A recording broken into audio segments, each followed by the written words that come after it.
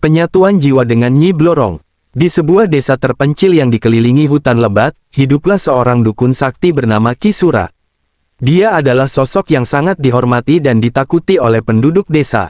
Sejak muda, Ki Sura sudah menunjukkan bakatnya dalam ilmu mistik, mampu menyembuhkan penyakit, memanggil hujan, bahkan melindungi desa dari berbagai ancaman gaib. Namun, semakin banyak kekuatan yang ia kuasai, semakin besar pula ambisinya. Ia tidak lagi puas hanya menjadi pelindung desa, ia ingin lebih. Ia ingin hidup abadi, menjadi penguasa bukan hanya di dunia manusia, tetapi juga di dunia roh. Wajahnya selalu dipenuhi dengan tatapan dingin dan penuh misteri. Ki Sura jarang berbicara, tetapi sekali ia berbicara, suaranya seperti bergema, seolah berasal dari kedalaman alam gaib. Ia dikenal memiliki pengetahuan mendalam tentang berbagai ritual dan mantra kuno yang diwariskan secara turun-temurun, bahkan yang sudah dilupakan oleh banyak orang. Di rumahnya yang berada di tepi hutan, ia sering menghabiskan waktu berhari-hari, bermeditasi di dalam ruangan penuh asap dupa dan lilin yang menyala, memanggil arwah-arwah leluhur untuk mencari rahasia keabadian. Meski dihormati oleh sebagian besar penduduk desa karena kekuatan dan kemampuannya, ada banyak cerita yang beredar tentang sisi kelam Ki Sura. Beberapa warga desa percaya bahwa ia mendapatkan kekuatannya melalui perjanjian dengan makhluk-makhluk gelap. Dikatakan, mereka yang menolak bantuannya seringkali mendapati diri mereka mengalami nasib buruk, baik itu penyakit misterius atau kematian mendadak. Namun, tidak ada yang berani menentang atau mempertanyakan hal ini secara langsung. Ki Sura telah lama mencari jalan menuju keabadian. Baginya, kematian hanyalah penghalang menuju kekuasaan yang sebenarnya. Dalam pencariannya, ia mendengar tentang legenda Nyi Blorong, ratu ular yang terkenal karena kemampuannya memberikan kekayaan dan kekuatan kepada mereka yang berani memanggilnya. Namun, harga yang harus dibayar tidaklah murah. Banyak yang percaya bahwa Nyi Blorong selalu menuntut jiwa sebagai imbalan, dan tidak jarang para pemuja akhirnya terjebak dalam kekuatan gelapnya. Namun, bagi Ki Sura, risiko itu tidak menggentarkannya. Ia percaya bahwa jika ia bisa menyatukan jiwanya dengan Nyi Blorong, ia tidak hanya akan hidup selamanya, tetapi juga mendapatkan kekuatan tak terbatas. Dalam pikirannya, penyatuan dengan Nyi Blorong adalah cara tercepat dan paling ampuh untuk mencapai tujuan akhirnya, menguasai dunia manusia dan dunia gaib. Desa tempat Ki Sura tinggal sudah lama menjadi tempat berbagai cerita mistis. Orang-orang di desa ini mempercayai banyak mitos tentang makhluk gaib, dari kuntilanak, genderuwo, hingga Nyi Blorong. Mereka percaya bahwa hutan di sekitar desa adalah rumah bagi makhluk-makhluk tersebut, dan bahwa ada kekuatan gaib yang menjaga keseimbangan antara dunia mereka dan dunia manusia. Karena itu, mereka sangat berhati-hati, selalu mengikuti tradisi dan larangan-larangan yang diwariskan leluhur mereka. Di tengah desa yang diliputi rasa takut dan hormat terhadap kekuatan gaib, Ki Sura adalah figur pusat. Semua mata tertuju padanya, menunggu langkah apa yang akan ia ambil selanjutnya. Tanpa mereka sadari, Ki Sura telah mempersiapkan ritual paling berbahaya dalam hidupnya, ritual penyatuan jiwa dengan Nyi Blorong, sang ratu ular. Ki Sura yakin, jika ia berhasil, ia akan mencapai puncak kekuasaan dan hidup abadi, jauh melampaui kemampuan dukun-dukun lain yang pernah ada. Namun, apa yang tidak ia sadari adalah bahwa Nyi Blorong bukanlah makhluk yang bisa dikendalikan. Sementara ia berpikir bahwa ia akan mendapatkan kekuatan besar, Nyi Blorong punya rencana sendiri, sebuah jebakan yang sudah ia siapkan untuk mereka yang tamak akan kekuasaan. Ki Sura tak menyadari bahwa penyatuan itu mungkin menjadi awal dari kehancurannya, bukan kejayaannya. Malam itu gelap, hanya diterangi oleh sinar bulan purnama yang menggantung rendah di langit. Angin berhembus dingin, membawa aroma lembab dari hutan di sekitar desa. Ki Sura, dengan jubah hitamnya yang kusam, berdiri di tengah sebuah lapangan terbuka yang dikelilingi pepohonan besar. Tempat itu dikenal sebagai Tanah Angker, di mana banyak cerita tentang makhluk-makhluk gaib yang menghuni wilayah tersebut. Ki Sura telah melakukan persiapan berbulan-bulan untuk ritual malam ini. Ia telah menjalani tirakat panjang, berpuasa dan bermeditasi di gua-gua terpencil, menyingkirkan dirinya dari kehidupan duniawi. Dengan tekad kuat, ia ingin memanggil Nyi Blorong, ratu ular yang legendaris. Melalui penyatuan jiwa, Ki Sura yakin ia akan mendapatkan keabadian dan kekuatan yang tak terbatas. Di depannya, sebuah altar batu dipenuhi sesajen, kembang 7 rupa, kepala kambing, dan dupa yang terus mengepul, memenuhi udara dengan aroma mistis. Lilin-lilin berderet mengelilingi altar, memberikan cahaya samar yang menari di antara bayangan pepohonan. Mantra-mantra kuno dilantunkan oleh Ki Sura dengan suara bergetar. Matanya terpejam, konsentrasinya terfokus, membiarkan setiap kata dari mantranya bergema ke dalam alam gaib, berharap mampu menarik perhatian Nyi Blorong. Seiring berjalannya waktu, suasana di sekitar lapangan menjadi semakin berat. Udara seakan menebal, terasa lebih dingin dan berat di setiap tarikan napas. Angin yang tadinya hanya sepoi-sepoi kini berubah menjadi hembusan keras, menggoyangkan ranting-ranting pohon dengan kasar. Tiba-tiba, suara desis panjang terdengar, seperti suara ular besar yang merayap di sekitar. Ki Sura tahu, inilah saatnya. Di hadapannya, bayangan mulai membentuk wujud. Perlahan, dari kegelapan muncul sosok perempuan berwajah anggun namun penuh misteri, dengan kulit pucat berkilau seperti sisik ular. Matanya menyala hijau, seperti mata reptil yang tajam, sementara tubuhnya yang bawah berwujud ekor ular besar melilit di tanah. Inilah Nyi Blorong, makhluk gaib yang telah lama dicari oleh Ki Sura. Senyum licik menghiasi bibir Nyi Blorong saat ia mendekati altar, memandang Ki Sura dengan tatapan penuh siasat. Kau telah memanggilku, dukun sakti. Apa yang kau inginkan dariku? Suaranya lembut namun penuh bahaya, seperti desis ular yang siap menerkam mangsanya. Ki Sura menunduk hormat, meskipun dalam hatinya penuh keyakinan bahwa ia bisa menguasai situasi ini. Aku ingin kekuatan, Nyi Blorong. Kekuatan dan keabadian. Aku ingin menyatukan jiwaku denganmu, agar aku bisa melampaui batas kematian dan menjadi abadi. Nyi Blorong tertawa kecil, suara tawa yang bergema aneh di antara pepohonan, seolah-olah hutan itu ikut tertawa bersamanya. Kau ambisius, Ki Sura. Banyak yang memanggilku untuk kekayaan, tapi kau menginginkan keabadian. Tatapannya menyipit, menilai Ki Sura. Baiklah, kita bisa membuat kesepakatan. Penyatuan jiwa bukanlah hal yang mudah, tapi aku bisa memberikannya kepadamu. Dengan satu syarat. Ki Sura mengangguk tanpa ragu, meskipun ia belum mengetahui apa syarat tersebut. Aku bersedia. Apa syaratnya? Nyi Blorong mendekat, suaranya seperti bisikan lembut di telinga Ki Sura. Kau harus menyerahkan tubuhmu sepenuhnya kepadaku untuk sementara waktu. Dalam proses penyatuan, aku akan menguasai tubuhmu, tetapi setelah itu, kita akan menjadi satu. Kau akan mendapatkan keabadian yang kau inginkan.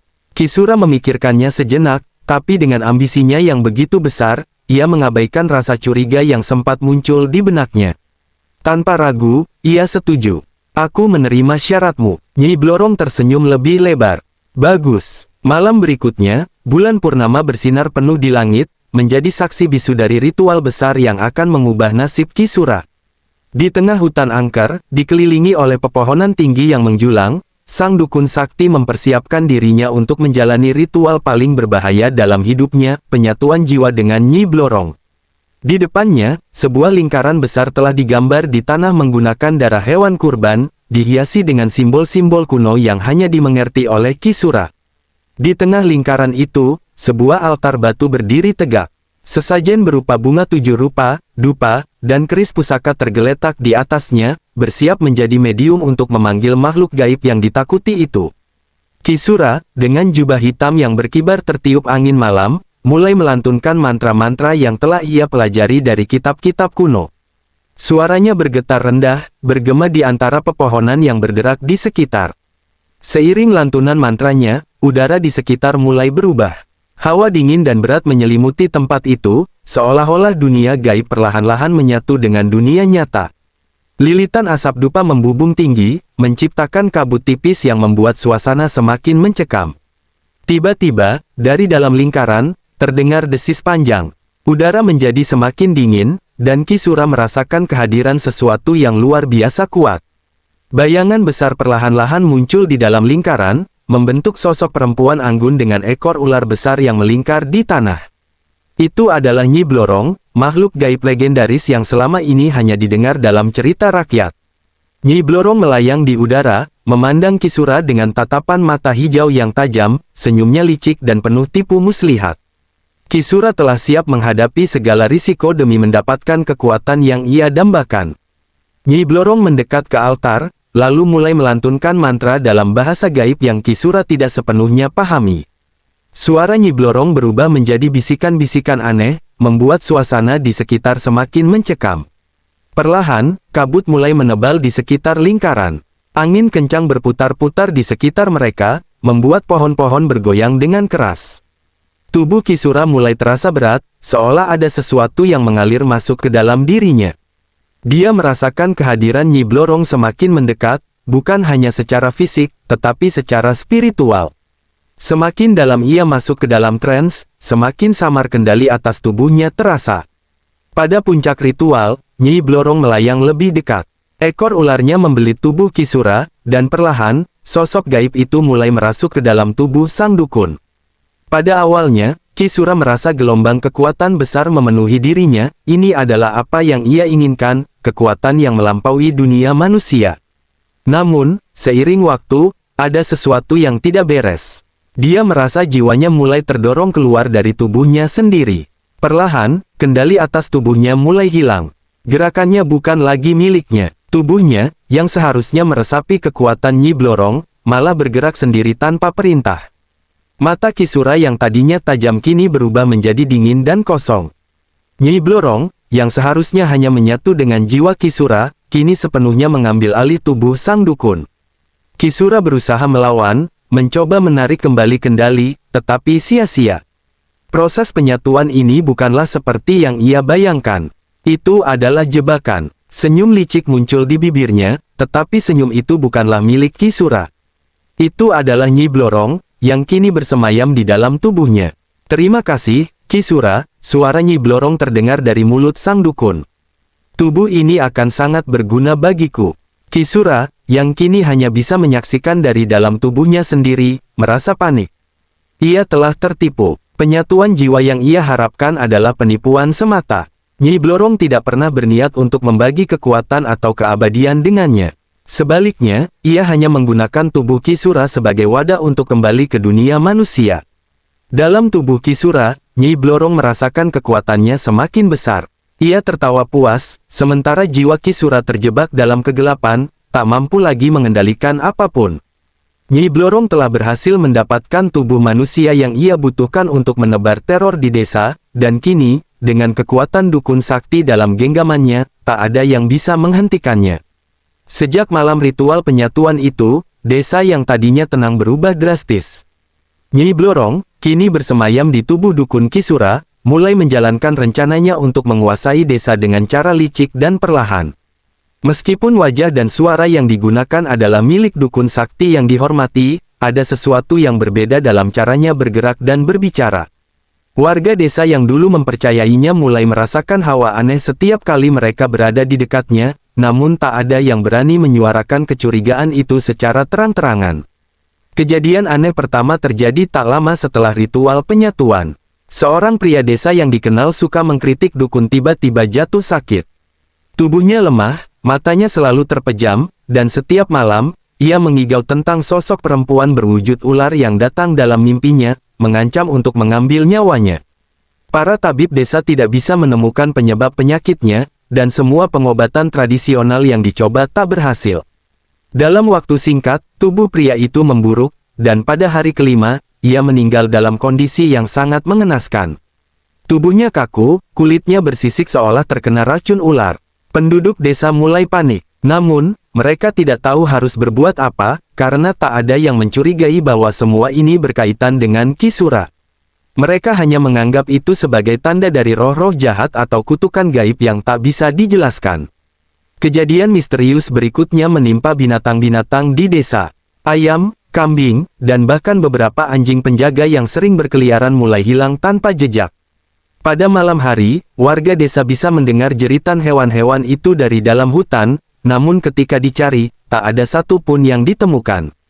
Beberapa warga yang nekat masuk hutan melaporkan melihat bayangan besar melintas cepat di antara pepohonan, seperti ular raksasa yang bersembunyi di balik kegelapan. Namun, tak ada yang berani menyelidiki lebih jauh. Tidak hanya itu, warga desa mulai mendengar bisikan gaib di malam hari. Bisikan itu terdengar seperti desis ular, tetapi disertai kata-kata samar yang menggoda mereka untuk melakukan hal-hal yang bertentangan dengan moral desa. Ada yang mendengar suara-suara memanggil mereka keluar rumah pada tengah malam, ada pula yang terbangun dengan bekas luka aneh di tubuh mereka, seolah-olah ada makhluk tak kasat mata yang menggoreskan cakar atau gigi tajamnya pada kulit mereka. Mereka yang berani menentang Kisura, bahkan hanya dalam bisikan, merasa tubuh mereka melemah seketika, seperti ada kutukan yang menghantui mereka. Di tengah semua kejadian aneh ini, Kisura yang sebenarnya sudah menjadi Nyi Blorong tampak tetap tenang. Ia mulai menawarkan bantuan gaib kepada warga yang mengalami kesulitan, namun dengan satu syarat, mereka harus menyerahkan sedikit dari kekayaan atau tanah mereka sebagai imbalan. Tanpa banyak pilihan, warga yang putus asa mulai memenuhi syarat-syarat aneh itu. Nyi Blorong, dalam wujud Kisura, semakin memperkuat cengkeramannya pada desa, menyerap kekayaan dan jiwa mereka secara perlahan. Desa itu kini berada dalam bayang-bayang teror yang tak terlihat, namun dirasakan oleh semua orang. Setiap orang yang menentang dukun itu akan mendapatkan nasib yang mengerikan. Sementara itu, Nyi Blorong semakin kuat, menggunakan tubuh Kisura sebagai alat untuk menebar ketakutan dan menguasai mereka yang tak berdaya. Teror perlahan meresap ke dalam kehidupan sehari-hari penduduk desa, dan tak ada yang tahu kapan atau bagaimana semua ini akan berakhir. Di dalam tubuhnya sendiri, jiwa Kisura terperangkap dalam kegelapan. Sejak ritual penyatuan itu, ia merasa terhempas ke sudut yang paling gelap dari kesadarannya, seolah tak lagi memiliki kendali atas tubuhnya sendiri. Jiwa Nyi Blorong yang kuat telah menguasainya, menggerakkan tubuhnya untuk melakukan hal-hal yang tidak pernah ia bayangkan. Namun, meski terperangkap, jiwa Kisura belum sepenuhnya musnah. Ia masih ada, berjuang keras melawan kekuatan luar biasa yang menguasai dirinya. Dalam dunia batin, Kisura melihat bayangan Nyi Blorong yang besar dan kuat, meliuk-liuk seperti ular raksasa, melingkari jiwanya. Ia mendengar suara desisnya yang menakutkan, menggema di seluruh kesadarannya. Tak ada jalan kembali, Kisura. Kau sudah menyerahkan tubuhmu padaku. Ini tubuhku sekarang, dan tak ada yang bisa kau lakukan untuk menghentikanku. Namun, Kisura, meskipun lemah, tak berniat menyerah begitu saja. Ia menyadari bahwa ia telah ditipu, tetapi ia tak mau kehilangan tubuh dan jiwanya selamanya. Dalam kegelapan, ia mengumpulkan seluruh kekuatan batinnya, mencoba mencari celah untuk melawan. Setiap kali Nyi Blorong menggunakan tubuhnya untuk menyebar teror di desa, Kisura merasa semakin terdesak, seolah setiap tindak kejahatan yang dilakukan Nyi Blorong merampas sebagian kecil dari kekuatannya. Suatu malam, di dalam batinnya, Kisura melihat kesempatan. Saat Nyi Blorong tengah lengah, menikmati kemenangan kecil atas desa yang perlahan ia kuasai, Kisura mencoba menyerang balik. Ia menerobos tirai kegelapan yang mengurungnya, mengarahkan seluruh kekuatan batinnya ke arah jiwa Nyi Blorong. Untuk sesaat, ia merasa bisa mengambil kendali tubuhnya lagi. Ia bisa melihat tangannya sendiri, bisa merasakan tanah di bawah kakinya, namun hanya untuk sesaat. Nyi Blorong, dengan kekuatan luar biasa, segera menyadari serangan itu dan menghancurkan usaha Kisura dengan mudah. Tawa liciknya terdengar di seluruh kesadaran sang dukun. Kau terlalu lemah, Sura. Aku telah hidup ribuan tahun, menghadapi jiwa-jiwa yang jauh lebih kuat dari milikmu. Kau takkan bisa menaklukkanku. Tapi meski gagal, Kisura tidak berhenti. Ia terus melawan, meskipun tahu bahwa setiap kali ia menyerang balik, kekuatannya semakin terkuras. Di dunia nyata, kekacauan di desa semakin parah. Warga yang tak mau tunduk pada kehendak Nyi Blorong mulai mengalami nasib yang mengerikan. Satu keluarga yang menolak memberikan tanah mereka tiba-tiba mendapati ladang mereka dipenuhi ular hitam pada pagi hari. Anak-anak mereka jatuh sakit, dan tak ada yang bisa menyembuhkan mereka. Sementara itu, desa semakin tenggelam dalam teror tak kasat mata, bisikan-bisikan gaib menjadi lebih sering terdengar, dan mimpi buruk menghantui setiap orang yang tinggal di desa. Kisura menyadari bahwa waktunya semakin sedikit. Ia tahu, jika ia tidak menemukan cara untuk merebut kembali tubuhnya, Nyi Blorong akan menghancurkan desa dan mengambil semua yang berharga di sana. Dalam salah satu pertarungan batin yang paling sengit, Kisura mencoba strategi baru. Ia berhenti melawan secara langsung dan mulai menguras kekuatan Nyi Blorong secara halus, seperti menarik seutas benang yang tersembunyi. Setiap kali Nyi Blorong menggunakan kekuatannya untuk melakukan sesuatu yang jahat, Kisura memanfaatkan momen itu untuk mencuri sedikit kendali, berusaha mengurangi pengaruhnya dari dalam. Namun, Nyi Blorong masih terlalu kuat. Setiap kali Kisura berpikir ia mendapatkan keunggulan, Nyi Blorong selalu menemukan cara untuk membalikkan keadaan. Ia merasa dirinya semakin lemah dan jiwanya mulai memudar. Namun, meski keadaan tampak putus asa, Kisura menolak untuk menyerah. Ia tahu bahwa satu-satunya cara untuk mengalahkan Nyi Blorong adalah dengan terus berjuang, meskipun itu berarti kehilangan segalanya. Dalam benaknya, ia bersumpah akan menemukan cara untuk membebaskan tubuhnya dari pengaruh Nyi Blorong, apapun yang terjadi. Sementara itu, Nyi Blorong terus menebar teror di desa, dan waktu bagi Kisura semakin menipis. Warga desa semakin tercekam oleh teror yang tak kunjung reda. Sakit misterius, hewan-hewan yang hilang, dan bisikan gaib membuat mereka hidup dalam ketakutan. Mereka menyadari ada sesuatu yang salah dengan Kisura, dukun sakti yang dulu mereka hormati. Gerak-geriknya aneh, seolah ada kekuatan jahat yang merasuki dirinya. Namun, tak ada yang tahu bagaimana caranya mengatasi hal ini. Hingga suatu hari, seorang pemuda bernama Wira, murid setia Kisura, memutuskan untuk bertindak. Wira adalah murid yang pernah diajari banyak ilmu oleh Kisura, namun ia selalu merasakan ada sesuatu yang salah sejak malam ritual penyatuan itu. Kisura tak lagi seperti sosok yang ia kenal. Suatu malam, setelah merenung dan mencari jawaban, Wira menemukan sebuah kitab kuno di perpustakaan milik gurunya. Kitab itu, yang telah tertutup debu selama bertahun-tahun, berisi ajaran tentang cara mengusir roh jahat yang merasuki tubuh manusia. Di dalamnya, Wira membaca tentang Nyi Blorong, ratu ular yang bisa merasuki tubuh manusia untuk kembali ke dunia fana. Kitab itu juga menyebutkan sebuah ritual kuno yang bisa digunakan untuk mengusir roh jahat, namun ritual ini sangat berbahaya dan bisa berujung pada kematian bagi yang melakukannya. Wira menyadari bahwa inilah satu-satunya cara untuk menyelamatkan gurunya dan desa. Dengan penuh keberanian, ia mengumpulkan bahan-bahan yang diperlukan untuk ritual tersebut, air suci, bunga-bunga tertentu, dan mantra kuno yang harus diucapkan pada saat yang tepat. Namun, Wira tahu bahwa ritual ini tak bisa dilakukan sendiri. Ia membutuhkan dukungan dari jiwa Kisura yang masih terperangkap di dalam tubuhnya. Pada malam bulan purnama berikutnya, Wira pergi ke gubuk Kisura. Ia mengatur lingkaran suci di sekeliling tempat itu, menyalakan dupa, dan memulai ritualnya. Dengan suara bergetar, ia mulai mengucapkan mantra dari kitab kuno, memanggil jiwa Kisura untuk bangkit dan melawan Nyi Blorong yang telah mengambil alih tubuhnya. Di dalam tubuhnya, Kisura yang lemah mendengar panggilan Wira.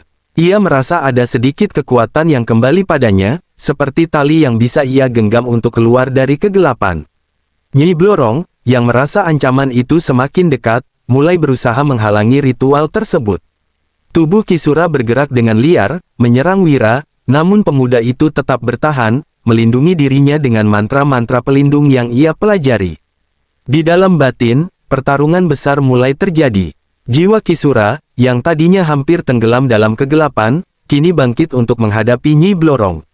Dengan sisa-sisa kekuatannya, ia menyerang roh jahat itu, mencoba merebut kembali kendali atas tubuhnya. Nyi Blorong, meski terkejut dengan kekuatan yang kembali muncul dari Kisura, tidak gentar. Ia telah hidup selama ribuan tahun dan memiliki pengalaman yang jauh lebih banyak. Namun, sesuatu yang tak ia perhitungkan mulai terjadi, ritual yang dilakukan Wira semakin memperkuat jiwa Kisura, memaksa Nyi Blorong keluar sedikit demi sedikit. Pertarungan itu mencapai puncaknya ketika Wira mengucapkan mantra terakhir. Tubuh Kisura gemetar hebat, seolah-olah akan pecah. Nyi Blorong menjerit dalam batin, mencoba mempertahankan kendali, namun kekuatannya semakin melemah. Jiwa Kisura, yang sekarang didorong oleh semangat untuk menyelamatkan desa dan muridnya, memberikan pukulan terakhir. Dalam satu momen yang menegangkan, tubuh Kisura terjatuh ke tanah. Wira berhenti mengucapkan mantra dan bergegas mendekati gurunya, berharap bahwa Kisura telah berhasil menang. Namun, ketika tubuh itu bangkit perlahan, matanya tampak kosong. Untuk beberapa saat, tak ada yang terjadi. Lalu, suara Kisura keluar, lemah namun jelas. Wira, kau telah menyelamatkan desa ini. Namun, sebelum Wira bisa merasa lega, sebuah desisan yang familiar terdengar. Tiba-tiba, tubuh Ki Sura terkejang. Wira mundur, menatap dengan ngeri saat mata gurunya berubah menjadi hijau, seperti mata ular. Nyi Blorong masih ada di sana, meski sangat lemah. Ini belum selesai, bocah.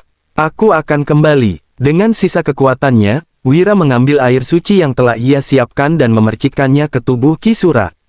Jeritan mengerikan terdengar, dan seketika itu juga, tubuh Ki Sura jatuh ke tanah, tak bergerak lagi. Nyi Blorong, dalam jeritannya yang terakhir, perlahan memudar dari tubuh sang dukun. Ketika semuanya berakhir, Wira menangis di samping tubuh gurunya. Ia tahu, meskipun Ki Sura telah menang melawan Nyi Blorong, pertarungan itu menghabiskan seluruh kekuatannya. Jiwa gurunya telah pergi untuk selamanya, meninggalkan tubuh yang kosong. Namun, desa telah diselamatkan dari teror yang menghantui mereka. Wira mengubur tubuh Ki Sura dengan penuh hormat, mengenang gurunya sebagai pahlawan yang telah melawan kegelapan hingga akhir. Meski berat, Wira bersumpah untuk menjaga desa dan meneruskan ajaran gurunya. Dan meski Nyi Blorong telah dikalahkan, legenda tentang Ratu Ular itu akan selalu menjadi pengingat bahwa kekuatan gelap tak pernah benar-benar hilang, hanya menunggu waktu untuk kembali.